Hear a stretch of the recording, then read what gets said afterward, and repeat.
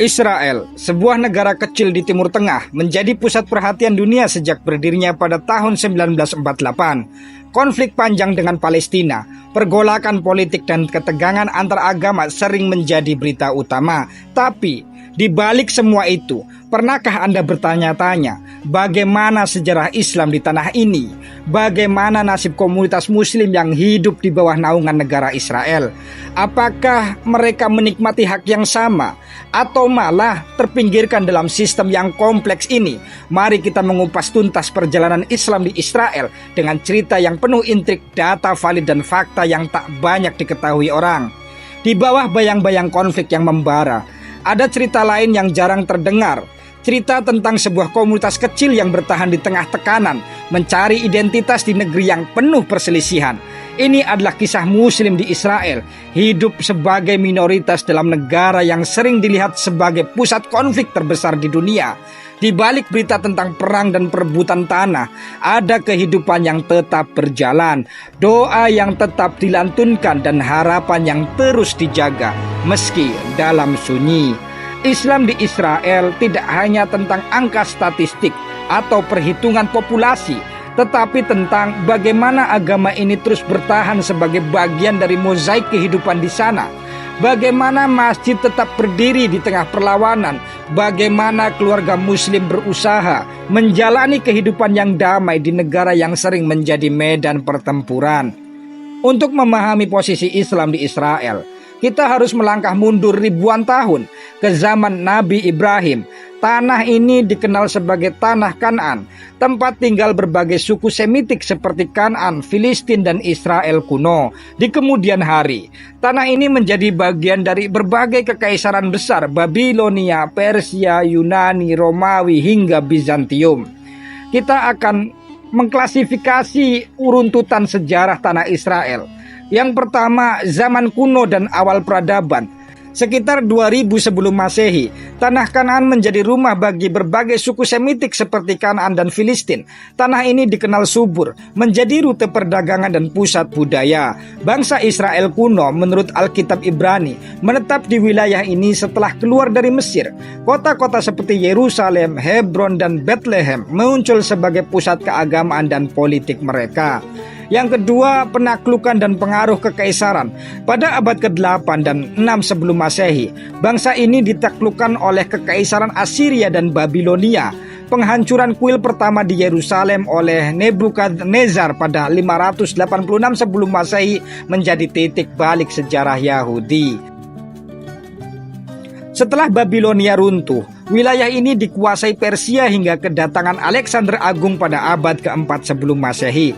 Helenisasi mempengaruhi budaya lokal, tetapi identitas Yahudi tetap bertahan.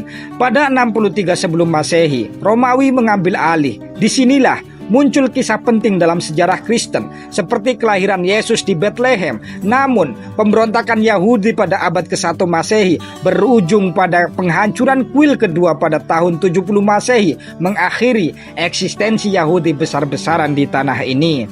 Yang ketiga, masuknya Islam ke tanah suci. Pada 638 Masehi, Khalifah Umar bin Khattab berhasil merebut Yerusalem dari Bizantium. Penaklukan ini menciptakan babak baru dalam sejarah wilayah ini. Umar mendirikan Masjid Al-Aqsa di kompleks Al-Haram As-Sharif, menjadikan Yerusalem kota suci ketiga bagi umat Islam. Selama kekuasaan Islam awal, wilayah ini mengalami kemajuan pesat dalam perdagangan, budaya, dan toleransi antar agama. Muslim, Kristen, dan Yahudi hidup berdampingan meski dalam hierarki sosial yang berbeda. Yang keempat, masa kekhalifahan dan dinasti Islam. Dinasti Umayyah, Abbasiyah hingga Fatimiyah memerintah tanah ini secara bergantian.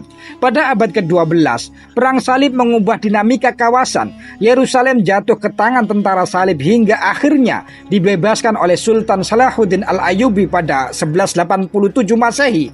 Kekuasaan Islam berlanjut hingga era Ottoman 1517 hingga 1917, di mana Palestina menjadi salah satu wilayah penting kekhalifahan. Yang kelima, Zionisme dan perebutan Palestina. Pada abad ke-19, gerakan Zionisme mulai berkembang di Eropa dengan tujuan membentuk negara Yahudi di Palestina. Kolonisasi Yahudi meningkat pesat dengan dukungan Inggris melalui deklarasi Balfour 1917. Pada 1948, Israel secara sepihak memproklamasikan kemerdekaannya, memicu perang Arab Israel. Ini menjadi awal konflik yang terus membara hingga kini. Israel, negara yang menyebut dirinya demokrasi Yahudi, memiliki sistem politik yang menarik sekaligus kontroversial. Pertanyaannya, bagaimana konstitusinya mengatur kehidupan warga dan di mana posisi komunitas muslim di dalamnya? Israel tidak memiliki konstitusi resmi. Sebaliknya, negara ini menggunakan serangkaian basic laws sebagai pedoman hukum. Ini mencakup undang-undang tentang hak asasi manusia, status agama dan kewarganegaraan. Nation State of the Jewish People tahun 2018 menetapkan Israel sebagai negara bangsa Yahudi dengan bahasa Ibrani sebagai bahasa resmi. Hal ini menimbulkan kritik karena dianggap meminggirkan minoritas termasuk Muslim. Israel adalah negara parlementer dengan Knesset sebagai badan legislatif. Perdana Menteri dipilih dari partai mayoritas, sementara presiden memiliki peran seremonial. Sistem pemilu Israel berbasis proporsional yang sering menyebabkan fragmentasi politik. Partai-partai agama Yahudi seperti Shas dan United Torah Judaism memiliki pengaruh besar dalam kebijakan. Secara hukum, Israel mengakui Islam, Kristen, dan Druze selain agama Yahudi. Namun, kebijakan negara sering mendiskriminasi warga Muslim. Contohnya, pengelolaan situs suci Muslim di Yerusalem seperti Al-Haram As-Sharif sering menjadi sumber konflik. Pemukiman Yahudi di tepi barat dan Yerusalem di timur yang dianggap ilegal oleh hukum internasional terus berkembang. Ini mengurangi ruang hidup bagi komunitas Muslim dan menciptakan ketegangan sosial politik. Umat Muslim merupakan salah satu minoritas terbesar di Israel. Namun, bagaimana mereka hidup dalam sistem yang didominasi identitas Yahudi? Kita klasifikasikan dalam beberapa poin. 1. Populasi dan persebaran. Dari sekitar 9 juta penduduk Israel, ada 21% adalah Arab Israel. Sebagian besar Muslim Sunni. Mereka tinggal di wilayah utara seperti Galilea, Negev, dan beberapa kota besar seperti Haifa. 2. Hak kewarganegaraan. Muslim Arab Israel adalah warga negara penuh, tetapi sering dianggap sebagai warga kelas 2. Diskriminasi terlihat dalam kebijakan perumahan, pendidikan, dan akses layanan publik. Banyak desa Arab tidak diakui secara resmi oleh pemerintah, sehingga mereka tidak mendapatkan akses ke listrik, air, atau fasilitas dasar lainnya. 3. Pekerjaan dan pendidikan. Tingkat pengangguran di komunitas Muslim jauh lebih tinggi dibandingkan komunitas Yahudi. Anak-anak Muslim juga memiliki akses yang lebih rendah terhadap pendidikan berkualitas yang memperparah ketimpangan sosial. 4. Hubungan dengan Palestina. Muslim Israel sering dianggap ambigu dalam posisi mereka. Di satu sisi, mereka adalah warga negara Israel. Di sisi lain, mereka memiliki solidaritas budaya dan agama dengan Palestina. Pemerintah Israel sering mencurigai mereka sebagai ancaman keamanan yang semakin memperburuk hubungan. 5. Kehidupan spiritual. Meskipun menghadapi tekanan, umat Muslim tetap menjalankan tradisi mereka. Masjid-masjid seperti Masjid Al-Jazar di Acre dan Masjid Al-Aqsa menjadi pusat kegiatan keagamaan. 6. Kisah inspiratif dan tantangan. Salah satu kisah inspiratif datang dari orang-orang Muslim yang berhasil di Israel, seperti Ahmad Tibi, seorang anggota Knesset yang sering berbicara lantang membela hak minoritas. Namun, tantangan tetap besar. Laporan Amnesty International menunjukkan bahwa komunitas Muslim menghadapi tekanan sistematik yang mempengaruhi hampir semua aspek kehidupan mereka. Kehidupan umat Muslim di Israel adalah kisah perjuangan di tengah kompleksitas politik dan sosial. Di satu sisi, mereka adalah warga negara penuh, tetapi di sisi lain, mereka harus berjuang melawan diskriminasi dan prasangka. Kisah ini bukan hanya soal agama, tetapi juga tentang hak asasi manusia dan martabat. Dan seperti yang dikatakan Desmond Tutu, jika kamu netral dalam situasi ketidakadilan, kamu telah memilih pihak penindas. Mari kita renungkan di mana kita berdiri hari ini. Sekarang kita masuk pada perspektif sosiolog dan sejarawan. Apa kata para ahli tentang situasi ini? Para sosiolog seperti Baruch Kimerling menyebut situasi umat Muslim di Israel sebagai etnokratik regime, di mana identitas Yahudi mendominasi struktur politik dan sosial. Sejarawan Ilan Pappe menyoroti kebijakan segregasi dan penghapusan identitas Palestina dalam narasi sejarah resmi Israel yang berdampak langsung pada umat Muslim.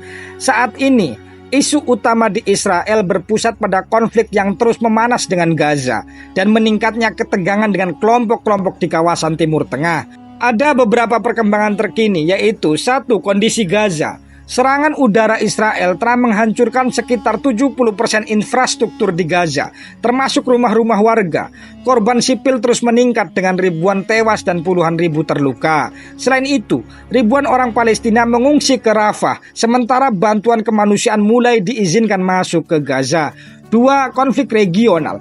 Ketegangan antara Israel dan Hizbullah meningkat dengan baku tembak dan serangan udara yang menyebabkan korban di kedua belah pihak. Israel juga memperluas operasi militernya di Suriah, menargetkan kelompok-kelompok yang didukung Iran. 3. Dukungan internasional dan kritik. Amerika Serikat terus mendukung Israel dengan bantuan militer, sementara negara-negara seperti Afrika Selatan menggugat Israel di Mahkamah Pidana Internasional atas dugaan kejahatan perang. Amnesty Internasional juga menuduh Israel melakukan genosida, meski klaim ini ditolak oleh beberapa negara barat termasuk Jerman. 4. Krisis politik dan keamanan. Di dalam negeri, Israel menghadapi kritik atas kegagalannya mencegah serangan Hamas pada Oktober lalu. Pemerintah berencana membentuk komite penyelidikan untuk mengevaluasi kelemahan keamanan nasional. 5. Respon publik global. Dukungan internasional terhadap Palestina terus meningkat dengan demonstrasi besar di berbagai negara. Banyak pihak menyerukan penghentian kekerasan dan langkah diplomasi untuk menyelesaikan konflik ini. Konflik ini semakin memperburuk kondisi kemanusiaan di kawasan dan mempengaruhi stabilitas politik di Israel serta hubungan internasionalnya. Anda dapat mengikuti pembaruan lebih lanjut melalui media seperti Al Jazeera, The Times of Israel atau Republika untuk perspektif yang lebih luas. Konflik antara Israel dan Palestina merupakan salah satu konflik terpanjang dan paling kompleks dalam sejarah modern. Latar belakang konflik ini mencakup dimensi sejarah, agama, politik, dan sosial yang saling terkait. Konflik ini bermula dari akhir abad ke-19 ketika gerakan Zionisme, upaya menciptakan negara Yahudi, mulai berkembang sebagai respon terhadap antisemitisme di Eropa. Pada waktu yang sama, wilayah Palestina yang berada di bawah kekuasaan Kekaisaran Ottoman dihuni mayoritas oleh bangsa Arab, Muslim, dan Kristen. Deklarasi Balfour 1917, Inggris mendukung pembentukan tanah air Yahudi di Palestina yang meningkatkan migrasi Yahudi di kawasan tersebut. Mandat Inggris setelah Perang Dunia I, Inggris mengambil alih Palestina, menciptakan ketegangan antara komunitas Yahudi dan Arab. Perserikatan Bangsa-Bangsa PBB pada pembagian 1947 mengusulkan Palestina menjadi dua negara, tetapi rencana ini ditolak oleh negara-negara Arab, memicu Perang Arab-Israel 1948. Hasilnya, negara Israel didirikan pada 1948, tetapi wilayah Palestina tidak pernah menjadi negara merdeka. Sebaliknya, banyak warga Palestina terusir dari tanah mereka, dikenal sebagai Nakba atau bencana, menciptakan masalah pengungsi yang berlanjut hingga kini. Ada faktor-faktor yang menjadikan itu sebagai konflik tak pernah ada ujungnya. Yang pertama, perebutan tanah. Wilayah Palestina semakin mengecil sejak pendirian Israel, terutama setelah Perang 1967, Perang 6 Hari, di mana Israel menduduki tepi barat jalur Gaza dan Yerusalem Timur. Pemukiman Yahudi di tepi barat dan Yerusalem Timur dianggap ilegal menurut hukum internasional, menjadi sumber utama konflik. Yang kedua, status Yerusalem. Yerusalem adalah kota suci bagi tiga agama, Islam, Kristen, dan Yahudi. Palestina menginginkan Yerusalem Timur sebagai ibu kota negara mereka, tetapi Israel mengklaim seluruh kota sebagai ibu kota mereka. Status ini terus menjadi titik pertentangan dalam negosiasi damai. Ketiga, hak pengungsi Palestina. Ada lebih dari 5 juta pengungsi Palestina yang tinggal di berbagai kamp di Timur Tengah. Mereka menuntut hak untuk kembali ke rumah mereka yang sekarang berada di Israel, tetapi Israel menolaknya dengan alasan demografi. Yang keempat, blokade Gaza. Sejak 2007, Israel dan Mesir memperlakukan blokade ketat di jalur Gaza. Setelah Hamas mengambil alih wilayah itu, blokade ini menyebabkan kemiskinan dan penderitaan ekstrim bagi penduduk Gaza, meningkatkan kebencian terhadap Israel. Yang kelima, polarisasi politik. Di sisi Palestina, persaingan antara Fatah yang mengontrol tepi barat dan Hamas yang menguasai Gaza melemahkan posisi mereka dalam menghadapi Israel. Di sisi lain, politik Israel juga menjadi semakin sayap kanan dengan dukungan luas untuk memperluas pemukiman Yahudi. Konflik ini terus memanas karena kebijakan Israel yang dianggap diskriminatif terhadap warga Palestina, seperti penggusuran paksa di Yerusalem Timur dan serangan terhadap Masjidil Aqsa. Dalam beberapa bulan terakhir, pertempuran antara Hamas dan militer Israel telah menewaskan ribuan warga sipil, memperburuk situasi kemanusiaan. Selain itu, dukungan internasional terhadap Palestina meningkat sementara Israel mendapat tekanan diplomatik akibat tindakan militernya yang dianggap berlebihan. Namun, solusi dua negara Israel dan Palestina hidup berdampingan tampak semakin sulit dicapai karena perluasan pemukiman dan perpecahan politik di kedua belah pihak. Konflik Israel-Palestina adalah cerminan dari ketidakadilan historis, dinamika geopolitik, dan kebijakan yang memperburuk perpecahan. Hanya melalui keadilan dan pengakuan hak asasi manusia, perdamaian yang sejati dapat tercapai. Seperti kata Mahatma Gandhi, kedamaian bukanlah ketiadaan perang, melainkan keadilan yang terwujud di tengah masyarakat. Sejarah Islam di Israel adalah cerita tentang harapan, perjuangan, dan ketidakadilan, dari kejayaan di masa kekhalifahan hingga marginalisasi di era modern. Umat muslim di tanah ini menghadapi tantangan yang luar biasa. Seperti yang dikatakan Nelson Mandela, kebebasan bukan berarti ketiadaan rantai, tetapi kemampuan untuk hidup bermartabat. Maka perjuangan ini bukan hanya soal agama, tetapi soal martabat manusia. Dan bagi kita, belajar dari sejarah ini adalah kewajiban agar kita tidak hanya menjadi saksi, tetapi juga bagian dari perubahan. Ketika kita menyimpulkan perjalanan ini, ada satu hal yang harus kita ingat. Di balik setiap statistik ada manusia. Di Israel, Muslim adalah saksi sekaligus korban dari dinamika sosial politik yang tidak selalu berpihak pada mereka. Meski menjadi bagian dari minoritas, komunitas Muslim telah menunjukkan keberanian yang luar biasa untuk menjaga identitas mereka, menjaga masjid-masjid mereka, dan mendidik generasi baru di tengah tantangan diskriminasi dan konflik. Namun, kita tidak bisa melupakan, ini bukan hanya cerita tentang bertahan hidup.